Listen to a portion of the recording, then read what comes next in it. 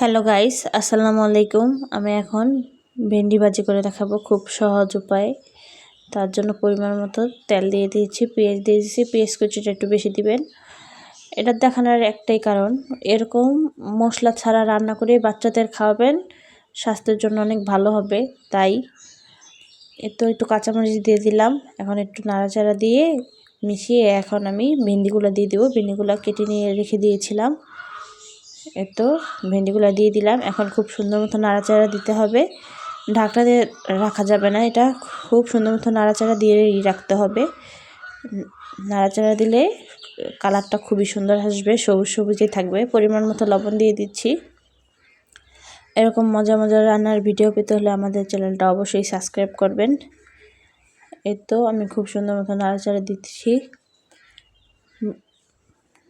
নাড়াচাড়াটা বন্ধ করবেন না, কিছুক্ষণ পর পরই নাড়াচাড়া দিয়ে রাখবেন। তাহলে কি হবে, ভেন্ডিটা খুব সুন্দর একটা কালার আসবে, মানে এরকম সবুজ সবুজ একটা কালারই থাকবে, আর খেতে খুব ভালো লাগবে। সুস্বাদু একটা খাবার। এটা বাচ্চাদের জন্য খুবই উপকারী একটা জিনিস, বাচ্চাদের খাওয়াতে পারলেও খুবই ভালো। আমার ভেন্ডি ভাজিটা অনেকটাই কমপ্লিট হয়ে গেছে। এখন খুব কাছ থেকে দেখা দিয়েছি রান্নাটা কমপ্লিট। এখন আমি পরিবেশন করে দেখা দেবো আপনাদের। পরিবেশন করে দেখা দিলাম, খুব সুন্দর একটা কালার চলে আসছে।